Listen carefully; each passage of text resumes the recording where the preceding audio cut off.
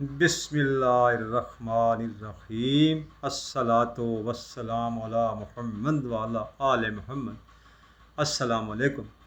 اللہ تعالیٰ کے فضل و کرم سے کل ہم نے بات کی تھی کہ قرآن مجید کے جو ترجمے اور تفسیریں ہوئی ہیں نا، ان سے ہم نے وہ فائدہ نہیں اٹھایا جو قرآن سے اٹھانا چاہیے تھا، کیونکہ یہ رب کی خالص کتاب ہے۔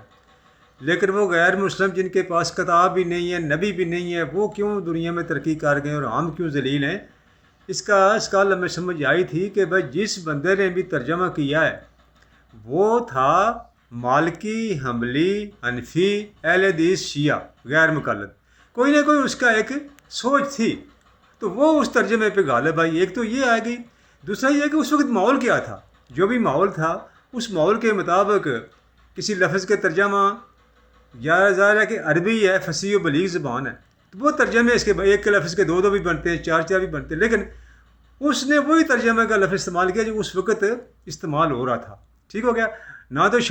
تو بہت سارے لوگوں نے شان مصطفیٰ کا خیال بھی نہیں رکھا، شان صحابہ کا خیال بھی رکھا، پھر کوئی ملاوٹ کر دی گئی، کوئی ٹائپنگ کی غلطیاں ہیں، تو وہ کل ہم نے سن تھی۔ آج ہم دیکھتے ہیں کہ حدیث میں ہمیں کیا ہوا ہے، یعنی حدیث مبارکہ میں ہمارے ساتھ کیا ہوا ہے، یہ سنتے ہیں آج تحقیق۔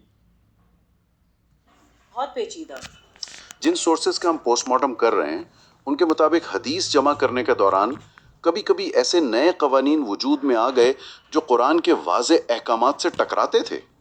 جب ہم 6 بڑی سنی حدیث کی کتابوں کو دیکھتے ہیں، یعنی کتب الستہ، تو ان سب کے کمپائلرز جیسے امام بخاری، امام مسلم یا ترمذی، ان کا تعلق زیادہ تر ایرانی علاقوں سے تھا، خراسان، بخارا، نشاپور۔ کہیں یہ کسی قسم کی سازش تو نہیں تھی کہ عرب علاقوں کے بجائے وہاں سے سارا کام ہوا؟ نہیں، یہ ایک ایسی تاریخی حقیقت ہے جس پر اکثر لوگ بات کرنے سے گھبراتے ہیں یا اسے واقعی سازش سمجھ لیتے ہیں، لیکن تاریخ میں ہر چیز سازش نہیں ہوتی، کچھ چیزیں سیاسی اور سماجی تبدیلیوں کا حصہ ہوتی ہیں۔ تو پھر یہ شفٹ کیوں ہوا؟ عباسی دور میں علمی، مالی اور سیاسی طاقت کا مرکز اور دربار وہاں خراسان شفٹ ہو چکا تھا۔ عرب علاقوں میں سیاسی کشمکش تھی، جبکہ خراسان میں مدارس تھے، وسائل تھے۔ اچھا، اگر مرکز خراسان شفٹ ہو گیا تھا تو ظاہر ہے ان پر سیاسی دباؤ بھی عباسی خلافت کا ہی ہوگا۔ سیاسی اور علمی مراکز جب آپس میں جڑتے ہیں تو دربار کی ضروریات علم کو متاثر کرتی ہیں۔ امیہ اور عباسی دور کی جو شدید خانہ جنگی تھی، سول وارز تھی، اس نے احادیث کی تعداد اور موضوعات پر کیا اثر ڈالا؟ بہت گہرا اثر ڈالا۔ دیکھیں، عباسد خلافت کو اپنے اقتدار کو محفوظ رکھنے کے لیے صرف فوج کی نہیں بلکہ مذہبی جواز کی بھی ضرورت تھی۔ مذہبی جواز مطلب ریلیجن کو یوز کرنا؟ بالکل۔ جب حکمران کے خلاف بغاوتیں ہوتی تھیں تو ایسی روایات بنائی گئیں یا آگے بڑھائی گئیں جن میں بات بار بار یہی آتی تھی کہ بادشاہ چاہے جیسا بھی ہو، ظالم ہو، فاسق ہو، اس کے خلاف بغاوت نہیں کی جا سکتی، تاکہ لوگ چپ رہیں۔ ہاں، عام انسان کو مطمئن کرنے کے لیے یہ سب سے مضبوط ہتھیار تھا۔ ان احادیث نے سیاسی مقاصد کو دینی لباس پہنا دیا۔ لیکن ایک بات یہاں آتی ہے کہ اس جماوری پر تو ہمیشہ سے یہ فخر کیا جاتا رہا ہے کہ عالموں نے اسناد یعنی راویوں کی چین کو پرکھنے کا ایک بے مثال نظام بنایا تھا، تو پھر انہوں نے ایسی روایات کو اپنی کتابوں میں شامل کیوں ہونے دیا؟ دیکھیں، ان کا اسناد کا نظام واقعی بے مثال تھا، اس میں کوئی شک نہیں۔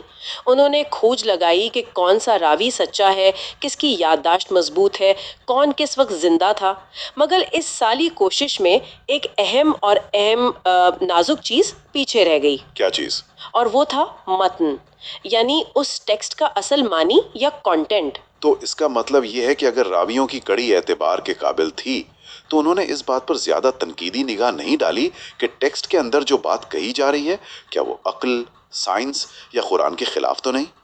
بالکل صحیح نشاندہی کی آپ نے۔ اسی خللی کی وجہ سے آج ہماری کتابوں میں ایسی باتیں شامل ہیں جن پر نقادین انگلیاں اٹھاتے ہیں۔ مثالیں آپ کے سامنے ہیں۔ مکھی کے ایک پر میں بیماری اور دوسرے میں شفا ہونے کا دعویٰ، ہاں، یہ بہت کامن ہے۔ یا پھر جادو کا نبی پر اثر ہونے کی روایت، یا سورج کا روزانہ رات کو عرش کے نیچے جا کر سجدہ کرنا اور دوبارہ نکلنے کی اجازت مانگنا۔ صدیوں پہلے کے دور میں شاید یہ باتیں اس وقت کی مقامی سمجھ اور پرانی اسٹرانومی کے مطابق لوگوں کو ٹھیک لگتی ہوں، لیکن اب جو وقت آ گیا نا جی، اس کی بس صرف ایک ہی بات ہے کہ اب جو وقت چل رہا ہے اس کے تحت ہمیں قرآن کے ایک ترجمے کی ضرورت ہے کہ بیٹھ جائیں علماء کرام، وہ کریں اس وقت کے حساب سے. اور حدیثیں جتنی بھی ہیں یہ آپ نے دیکھ لیا، یہ بنو امیہ اور بنو عباس کے زمانے میں نا یہ حدیثیں لکھی گئی ہیں، تو اس کی سیاست کا تو اثر تھا. دراصل وجہ یہ ہے کہ جو اصل دین تھا نا، وہ امام جو تھے نا اصل، وہ تو انہوں نے قتل کر دیے تھے. یعنی کچھ تو بنو امیہ نے کر دیے، کچھ بنو عباس نے کر دیے. ان کو تو سر نہیں اٹھانے دیا، ان کی لکھی کتاب کو آئی ہی نہیں ہے نا، آنے دی ہی نہیں.